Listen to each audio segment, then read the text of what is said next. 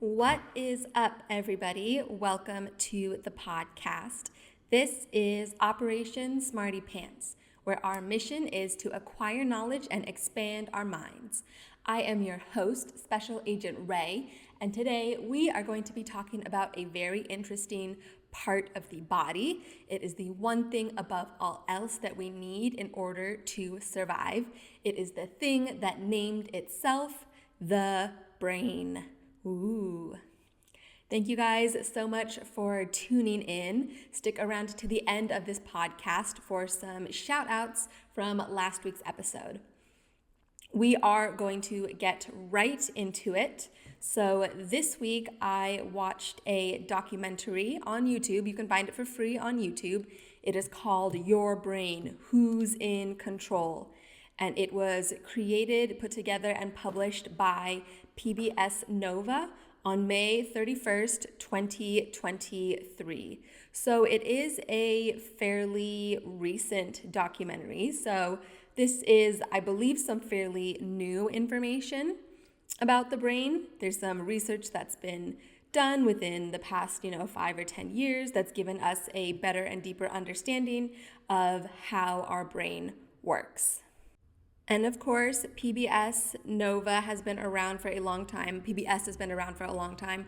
I remember being a kid and watching shows on PBS like Zaboomafoo. Anybody else remember that? That was one of the, most prevalent, prominent shows that I can remember.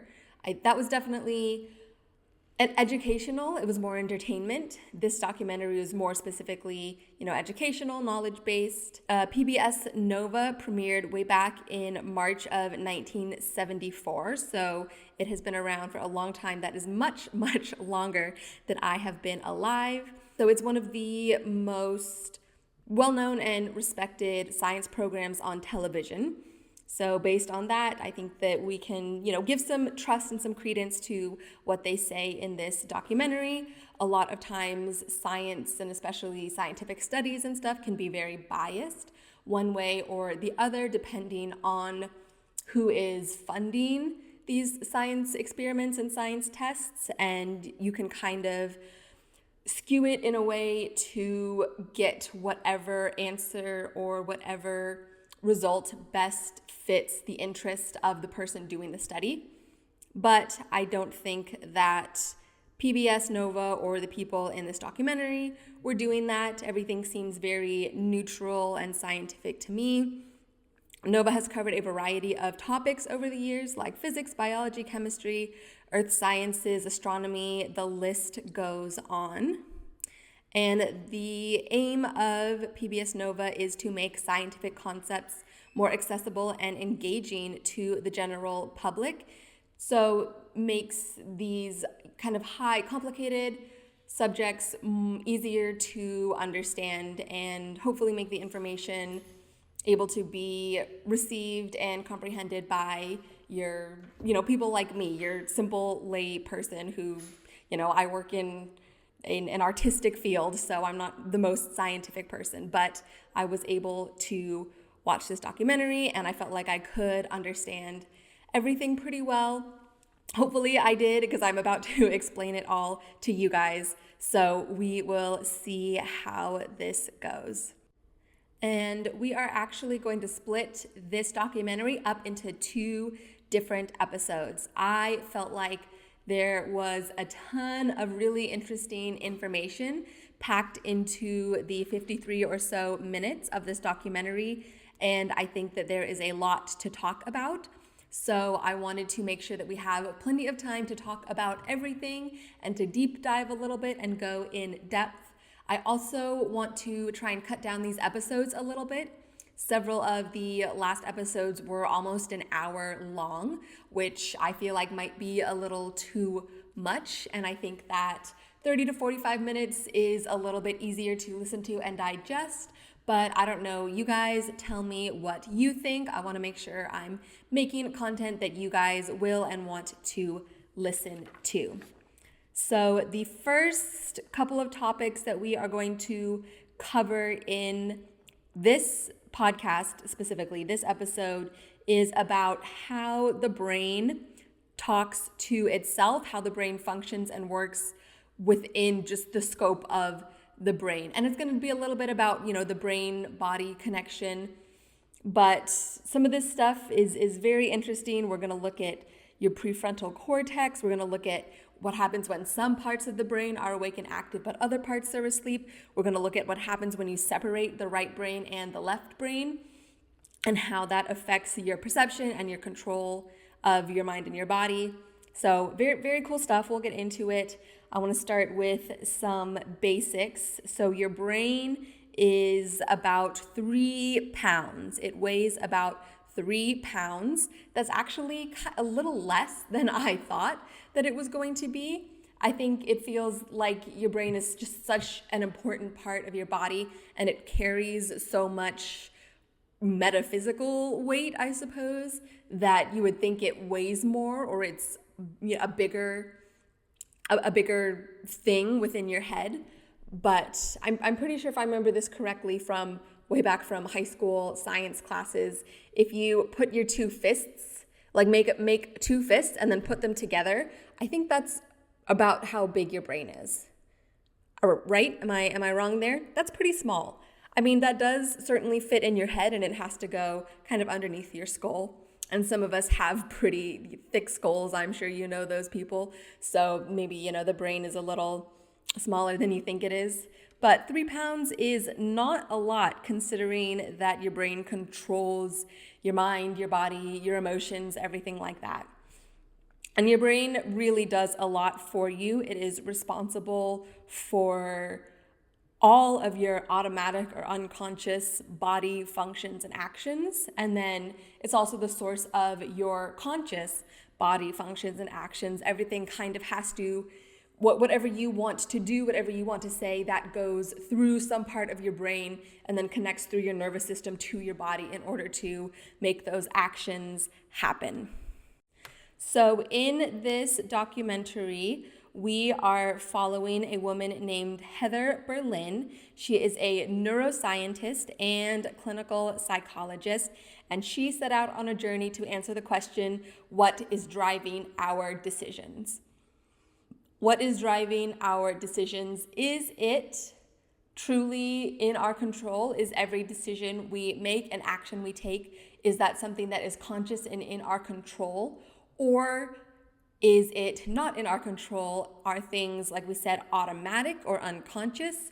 Or is there something else in our brain, in the way that it functions, that can cause us to make different choices or take different actions that maybe aren't what we intended, but is what happens anyways?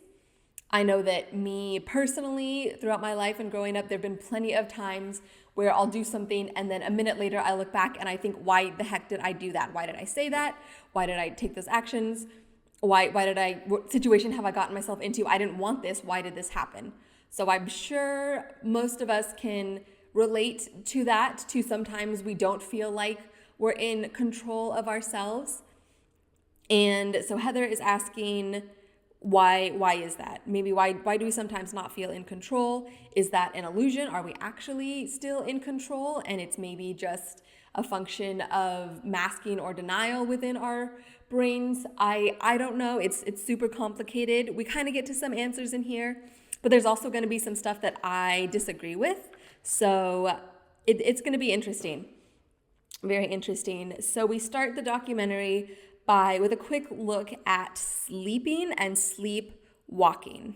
I'm sure everybody knows what sleepwalking is, but just to give a brief recap, it is when people will move around in their sleep and do, much more than that. They can get up, they can have conversations, they can take actions. Sometimes they can even make food or go driving somewhere. They talked about one lady painted the walls in her kitchen while she was sleepwalking. So you're taking these actions, but you are technically asleep, and these people will wake up very confused. They could be mid-action and they'll wake up sort of confused and dizzy and not really have any idea what they were doing or where they are. They have no conscious memory of it. They were doing this not of their own will. Something in their body, in their brain, compelled them to get up and to go walk around, go somewhere else, do whatever they needed to do, which can actually be very dangerous and very scary because, again, these people aren't making their own decisions. So they are not in control, and anytime where you're not in control of yourself, there's a level of unpredictability and risk associated with that, of course. I have a little bit of experience with sleepwalking. I had a really good friend when I was younger who I would have sleepovers with like all the time, and she would sleepwalk sometimes. And I remember she would like get up and just kind of go walking around the house. At one point, she like went into her bathroom and started to put lotion on her body, like like she was going through some like automatic human regular habitual actions. Thankfully, she was not running out of the house or doing anything dangerous, but I remember I would get up and kind of follow her around and just make sure that she didn't do anything too crazy. And sometimes I would kind of stop her and she would wake up and be just super groggy and go back to bed. Other times I could kind of felt like usher her back to bed without actually waking her up. And I was a kid. I knew what was happening, and we talked about it with her parents, so they were aware too. But I don't really know exactly what to do in that situation. I heard that it can be dangerous to wake people up when they're sleepwalking because they are, again, sleeping, and you never know how they might react to that. So I don't know. It is very interesting. But a man named Emmanuel During, he did a study on sleepwalking, and Heather Berlin was able to sit in on that and observe some of this study. So we got to learn a little bit about what he found out. And what he would do is have these subjects, have them, go to sleep, go to bed, and they would put these devices on them that would monitor their eye movements and their brain waves. So you could see, because when people are sleepwalking, their eyes are open. Their eyes are open. They can see to some degree because they can navigate around their house. They have enough hand-eye coordination to, like that one lady was doing, paint her walls. So they can see something, and some parts of their brain are going. So what they did in this study is analyze their eye movements and the brain waves. And what they found is that the prefrontal cortex does not wake up, but other brain functions like speech, motor functions, so moving your hands, feet, moving around, visual, being able to see, all of those things do wake up. Those functions do come online, but your prefrontal cortex does not. Now let's take a moment to figure out what the prefrontal cortex is. This is one of those, it's a scientific word. I'm sure we've all heard it before. I'm sure we learned about it in school, but I know me personally, I didn't have an exact definition, so I had to take a moment to look it up. So here's the prefrontal cortex. This is not super exhaustive, but basically this is what it does. Your prefrontal cortex is located at the front of your brain. It's part of your two frontal lobes. It is responsible for executive functions, which include planning, decision-making, problem-solving, and controlling your attention. And it allows you to do more complex cognitive processes like making plans or executing goal-directed behaviors, whatever that means. Your prefrontal cortex is involved with memory, especially short-term memory. So, that makes sense for sleepwalking. People aren't going to remember what they were doing. It's also responsible for inhibition and self-control and helps people regulate their behaviors. Essentially, you're able to stop yourself from taking inappropriate actions or impulsive behaviors. It is also responsible for emotional regulation, making judgments within social settings, your attention and focus, and even goes as far as influencing your personality and your identity. So there's a little bit more, and there, it obviously goes way more in depth it does a lot. Your prefrontal cortex does a lot. It is very important in making you who you are to some degree. So thinking about that, in sleepwalking, your prefrontal cortex is not online. Your prefrontal cortex is not up and running. It is not, like we said, making any decisions. It is not regulating emotions. It is not allowing you to practice self-control, and it is not working on your memory. So these other parts of your brain, like we said, are online. Speech, motor function, visual, those things are working. Those things are up and moving. But the part that makes you you, and the part that is responsible for your own personal decision making is not. So that is to some degree kind of nervous, kind of makes me a little nervous. It's kind of scary because there's a level of control that is lost. Like it's your own brain, but when you're sleepwalking, you are not in control of your own brain. Your own brain is telling you, stand up, walk over here, go eat a snack, go paint your walls, go put on lotion, but you're not the one who's making those decisions. And this documentary did not really go into why this happens. And upon some further research, we don't really know exactly why it happens. The cause of sleepwalking is not entirely understood. There are several factors that they found that can contribute to it, like genetic predisposition, anything like sleep deprivation or being in a noisy or uncomfortable environment, types of sleep disorders or some fever and illness, medications or alcohol or substance use, things that affect your brain in usually a negative way and kind of get in the way of normal brain functions. Stress and anxiety as well might lead to sleepwalking. So basically anything that is abnormal or stresses you and your body out could possibly lead to sleepwalking. And this says here that it usually happens in slow wave or deep sleep.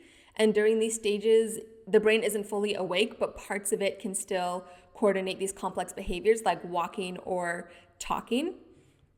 So maybe something just gets, a little mixed up in your brain, and these parts of your brain are still online, and it just sort of, for whatever reason, then actually translates to physical body functions and movement and doesn't just stay within your brain.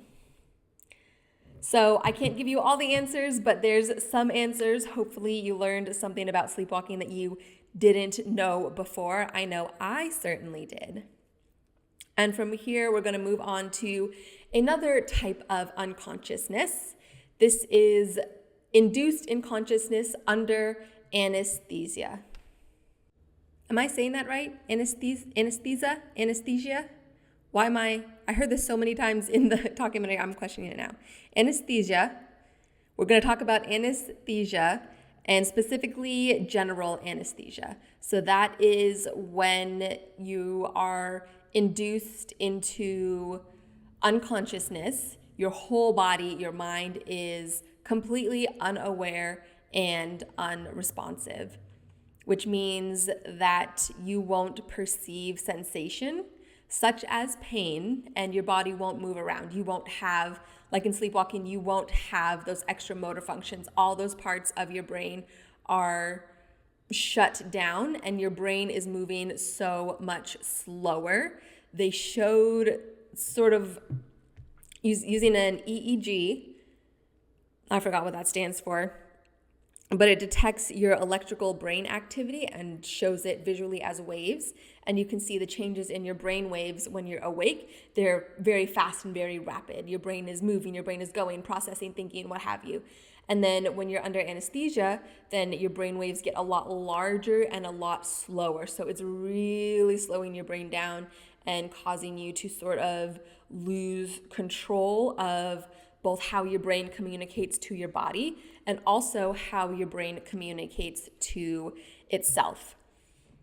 So anesthesia is mainly used for surgery. It can be very helpful when you're undergoing a surgical procedure because it prevents pain and discomfort. It blocks the nerve signals in your body so that your brain basically isn't receiving the messages from your body that you are in pain. Because if it did, you'd probably wake up and try and get out of there, right? Your brain doesn't want your body to be in pain. That is usually a signal that something is very, very wrong and we need to move out of this situation and keep ourselves safe. However, in a surgical setting, when you are undergoing some sort of operation, usually that operation is to help you and it is an intervention and it needs to be done in order for you to be safe within your body and be able to live a normal, healthy life. So you do need that, but you can't just tell your brain and your body that. You have to come in with some sort of medical drug intervention in order to stop your brain from having its, normal human reaction. So anesthesia is definitely very helpful when it is necessary, but it is also dangerous and it can cause irreversible damage to your body and your mind. And I mean, now, technology and science has come a long way. It is usually generally very safe. Most people can undergo anesthesia without any issues. I had my wisdom teeth removed. That was done under general anesthesia. And I was just fine. I came out of it awake and I didn't wake up during it. I didn't feel any pain. But there are some people who do. It is possible to sort of wake up. You are not actually awake. You cannot move your body, but you can become aware during the surgery and experience the pain of whatever is going on. And obviously that is very distressing. And although you are, so basically you're paralyzed during your surgery, experiencing the pain of your surgery. That's a lot. That's very scary. I don't mean to scare you guys too bad. This isn't, I'm not trying to do that, but I just think that that is a very deep fear of mine. I can't imagine what that experience would be like. And you can't, because the way that the anesthesia affects you, you can't move your body, you can't speak. So even if you're awake and aware, you can't communicate that to the doctors who are operating on you. But there can be other issues. You could possibly be allergic to anesthesia. That can be life-threatening. Anesthesia does affect your heart rate and your blood pressure because it has to fully slow down your body and take away some of your control in terms of breathing as well. So there are respiratory complications. You could experience heart attacks or strokes, possibly if your blood pressure drops too far. So there's definitely some risks there. Again, it's very safe. These risks are not common. If they were common, we wouldn't be doing it on people all the time, But in my opinion, that is just one more reason to keep yourself as healthy and safe as you possibly can to reduce the risk of having to undergo any type of surgery and take the risk of going under anesthesia and being operated on. Again, most surgeons are very good at what they do and are very dedicated to doing the right thing. And most anesthesiologists,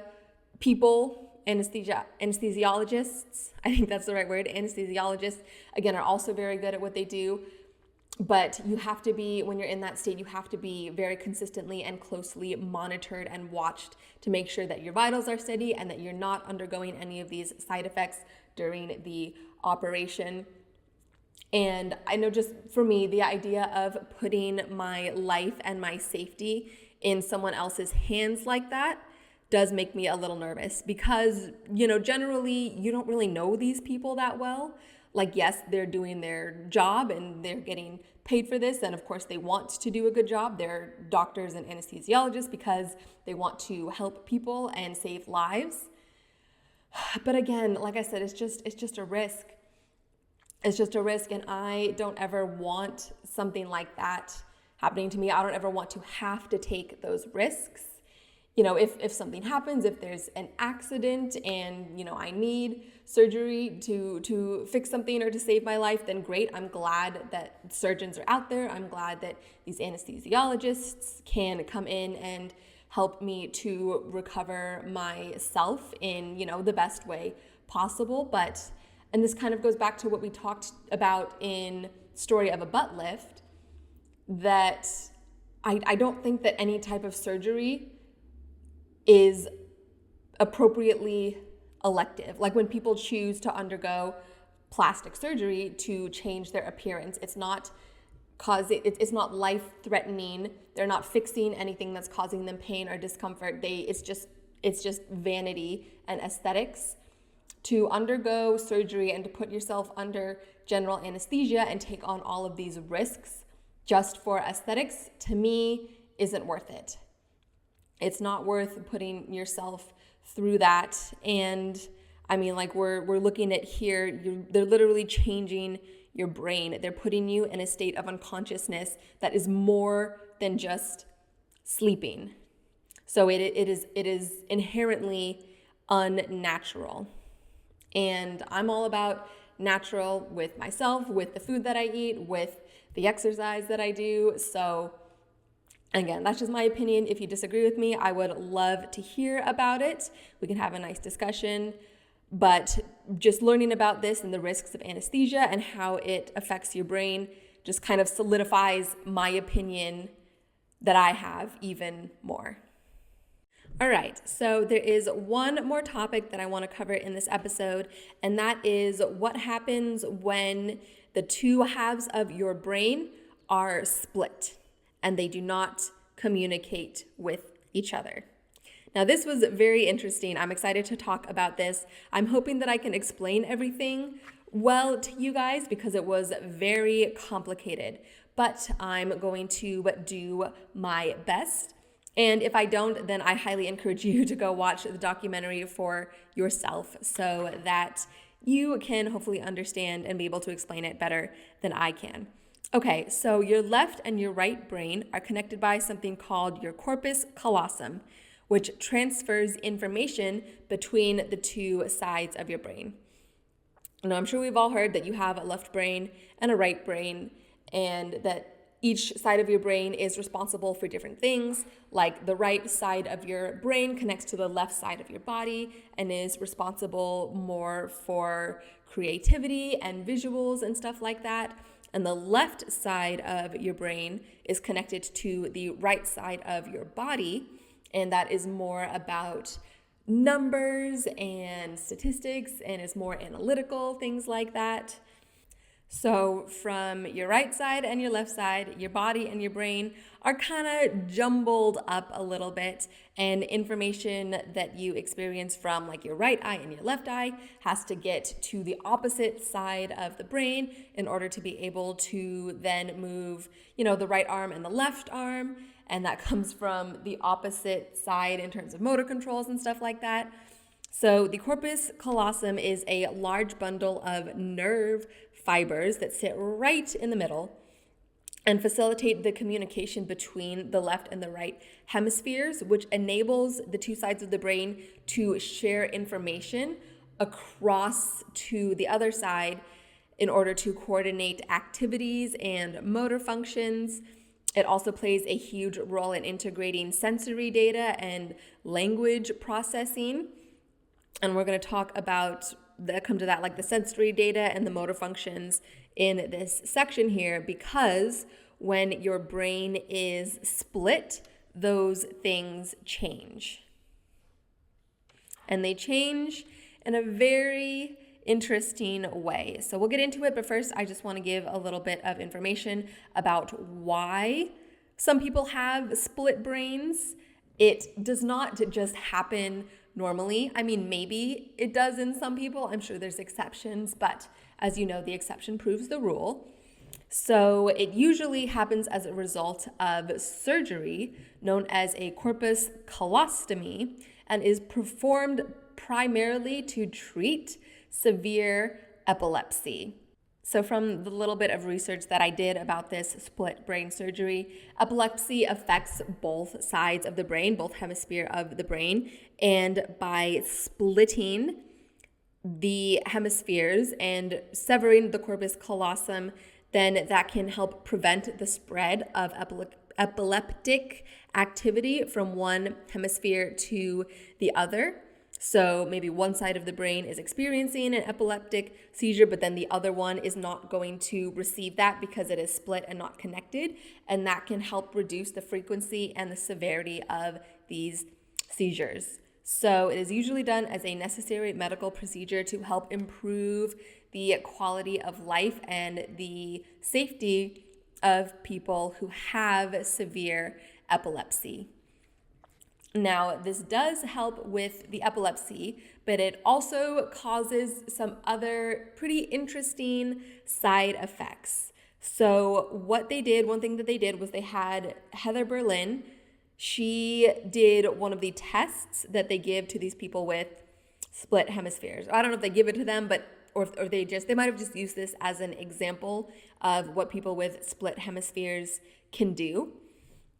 So they had her sit in front of a computer screen and they gave her a pad of paper, and there was a little barrier between her and the pad of paper. So she couldn't see what she was drawing. She put her hands through these two little holes in this like wooden barrier, and they gave her two pens, one in each hand, and they told her to draw the shapes that were on the screen in front of her. So she's going by what she can see on the screen and by the feel of her pens on the paper, but she cannot see what her hands are doing. And they gave her a circle on one side and a square on the other side and said at the same time, draw those shapes. And each time she ended up drawing sort of a mix between a circle and a square. And those two shapes were mirrors of each other. So like she would, depending on where she started, she would kind of go outside in or inside out, draw very similar shapes, but just opposite flipped as if you're looking in a mirror. So what this shows is that Heather's brain is connected. The right side and the left side are getting all jumbled up from communicating from the left side of her brain to her right hand, the right side of her brain to her left hand, and these signals of draw a circle, draw a square are getting mixed up within this corpus callosum and going on to kind of splitting both sides. Both sides of your brain are getting that same information, which translates to both of your hands doing sort of the same thing. Now, what is interesting is that people who have undergone split brain surgery can draw separate shapes. They can do a circle on one side and a square on the other side because they don't have the corpus callosum that is getting in the way of this. So this next example really demonstrates that the left side of your brain and the right side of your brain cannot speak to each other when you have undergone split brain surgery. So, sort of like we talked about a little more in depth, the left side of your brain is responsible for language and speech, and the right side of your brain is responsible for emotions and visual space, so the things that you see. And people with split brain, they cannot really see the kind of peripherals or what the opposite side of the brain can see. So basically, I'm trying to figure out the best way to explain this. So the left side of the brain, which is connected to your right eye, cannot really comprehend or understand what your left eye is seeing because it's connected to the right side of your brain and your brain is split. So for example, there's some sort of awareness, but it's an abstract sort of thing. Okay, so for example, they took a man who had a split brain, and they showed him the word Texas, and they showed it to his left eye. I can't remember if they actually put like a split, like separated it, or if it was just more off to the left, sort of in his left hand peripherals. Like, if you put your hand up and you close, like put your hand up to the left side of your vision, okay, and close your right eye, you can still see your left hand, right? In your left periphery. But then if you close your left eye, then you can see less on that side. Maybe you can't even see that hand at all. So what they did is they put the word Texas on the left side of him, kind of far off to the left, so that he can see it with his left eye, which then connects to the right side of the brain. But he cannot see the word Texas with his right eye, which then connects to the left side of the brain. Okay, this is getting very confusing. I'm getting confused. We're gonna keep going. I know that what I just said is correct because I went back and double checked and said it like 3 different times. Okay, so it's on the left side. So if you put your hand up, like we said, to the left side and close your right eye, you can see your hand. But if you close your left eye and you're looking with just the right side, then you cannot see it. So from there, they asked him, tell us what you saw. Tell us what that word is. And he couldn't. He could not tell you what word that he saw, even though he actually did see it. And this is because the sides of the brain don't talk to each other. So like we said, the left side of your brain is responsible for language and speech, and that is connected to your right eye. Because his right eye couldn't see the word, he cannot form the language and speech in order to tell them what it was, because his brain doesn't connect. His brain can't connect it can't go from, you see it on the left side, it connects to the right side of your brain. The right side of your brain tells the left side of your brain, we saw the word Texas. Then the left side of your brain, which is responsible for language and speech, says to tell your mouth, say Texas. Because he can't communicate across his brain hemispheres, he cannot say the word Texas. However, he knows that he saw something. He knows that it is recognizable to him in some abstract way. And so what he actually did is he put pen to paper and he drew a cowboy hat. Now again, this is because he does have some concept of what it was, and because the right side of your brain is more connected to visuals and emotions, he was able to take a concept of Texas because he saw it with his left eye, so that goes to the right side of his brain, and he can translate the word into an emotion or a visual. And so he drew a cowboy hat. And once he saw that he had drawn a cowboy hat, he was then able to discern the word that was shown to him and say, oh, the word was Texas. Isn't that fascinating? Isn't that amazing how the brain can be split but still be able to work together just in a different way? Like the cooperation, the communication, it didn't happen inside his brain because he physically doesn't have the cluster of nerves that communicates it. But by taking pen to paper and taking it outside of his brain and into a physical space, he was then able to basically communicate to himself. His brain, the right and left sides of his brain, were able to communicate to each other via him drawing the concept of the word that he saw, and then his brain being able to take that and with context clues and knowledge of his own associations, I'm sure, translate that into the word. I think that is absolutely fascinating. That sort of blew my mind when I watched it happen in real time in this documentary. Super cool. Super cool. Now there is one more thing I want to touch on in this episode, it came around in this part of the documentary. It was a quote from one of the doctors that was conducting these tests. I don't remember exactly which one, but he said that your mind is actually made up of a lot of separate systems, and this is a direct quote, there's an illusion that there is a single person inside our skulls, or there's an illusion that we are in control of our own bodies and our own minds. And I had to stop and ask myself if I agreed with that, because something just kind of struck me as a little bit off. I do think that there is a level of control that we do not have. That is for sure. But this idea that being one person inside our minds is an illusion, this implies that there are more people inside our minds than just one. There's more than one person inside our brain affecting our thoughts and our feelings and our actions and our choices. I don't agree with that. I think that that's sort of a dangerous concept to put out there, this idea that there's more than one person inside your head.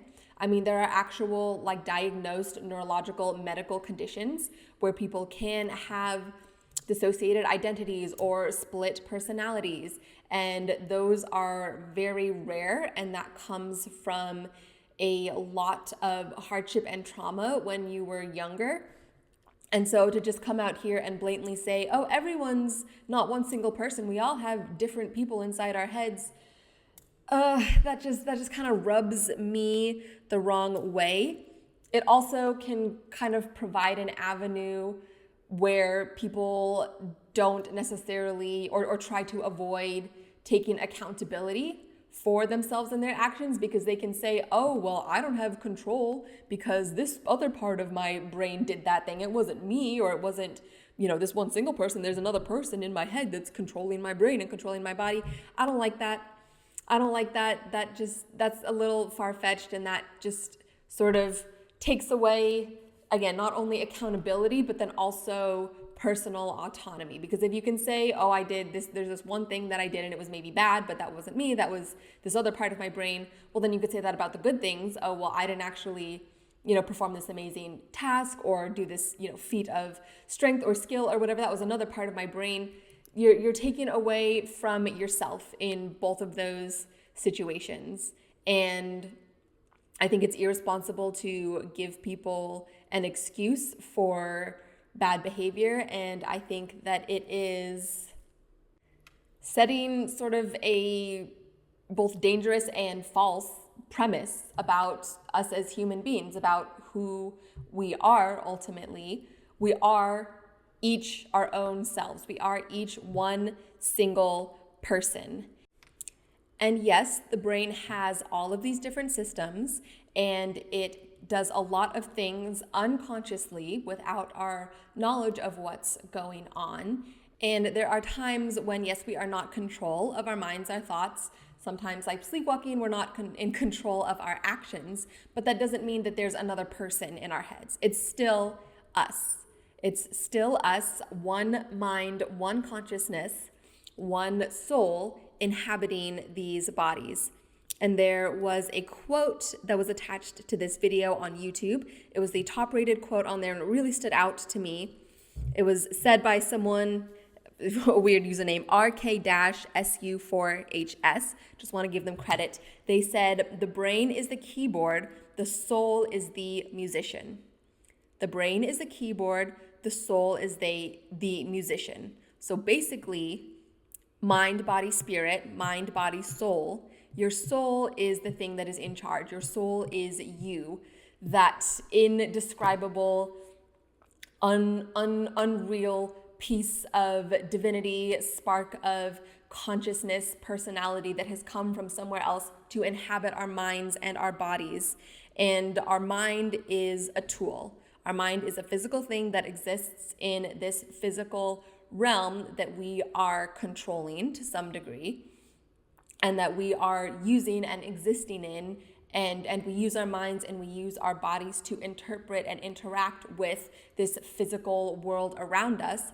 But I personally believe that we ourselves come from somewhere else. The very core of us, our soul, is not of this world. It comes from, whatever you believe in, a higher dimension. It comes from God up in heaven, but it is not the mind itself. The mind is a separate thing from the soul and from ultimately who you are. And like I said, we use the mind and the body to interpret and understand and interact with the world around us. But there is something deeper than that. And ultimately, again, we are responsible for our own minds and for our own bodies. So even if there are things that are out of your control and things that happen, maybe, like I said, sleepwalking, there's some neurological disorders like the epilepsy. There are, times when trauma can affect the way that you process the world around you. And sometimes like PTSD, if you're having flashbacks and stuff, you're not in control of your own body. However, it is still your responsibility. Your mind and your body are still your own responsibility. And it is up to you to deal with those things in a healthy way and to get as much control as possible so that you don't make bad decisions or hurt yourself or someone else. It does fall all on you, one person, in your mind and in your body. All right, you guys, we are going to leave it there. Again, this is part 1. There will be a part 2 coming out next week, and we're going to look at emotions, we're going to look at trauma, and we're going to look at what happens to you when a large part of your brain is removed. So that'll be interesting. Stick around for that next week. But for today, thank you guys so much for tuning in and listening. I hope you guys learned something. I know I definitely did. I hope that I explained everything well enough so that you could actually understand the concepts from the documentary to my brain, to my mouth, and then now through to you guys. Please stick around to the end for some shout outs for the previous episode. Other than that, I hope you guys have a wonderful week, and I will talk to you next time. Ciao. This week we have 2 shout outs. Both of them come from YouTube. One of them is SD Bratman. He commented on the minimalism videos. He said that minimalists must not have kids, and he would love to get into it, but he looks around to his house and thinks, nah, there's too much stuff to get rid of at the moment. I completely understand that. Yes, more humans in the house definitely means more stuff, and kids need a lot of stuff. And I definitely understand that, it can feel like a insurmountable mountain of stuff to get through and get rid of. It's definitely a big task. Everyone has their own threshold. Everyone has their own pace. As long as you are happy and content with what you have and how you are living, then that is just great. The second comment is also from YouTube from last week's episode, all about animals and camouflage. Kendall said, what a fun episode. I enjoyed all the fun comparisons. I am glad that you enjoyed it. I had fun thinking of them and saying them to you guys as well. If you guys want to get a shout out on here, then please interact with this podcast in some way. Either leave a review with a comment, answer my Q&As on Spotify, leave a comment on YouTube. Any sort of interaction really helps me, help the podcast grow, and it helps me to get to know you guys. You can also come follow us on Instagram at SmartyPantsPod, become a special agent yourself. And I love to interact with you guys in the comments over there. You can tell me what you thought about the latest episode or previous episodes, or, just tell me a little bit about yourself anyways. I always respond. Thank you guys so much for listening. See you in the next one.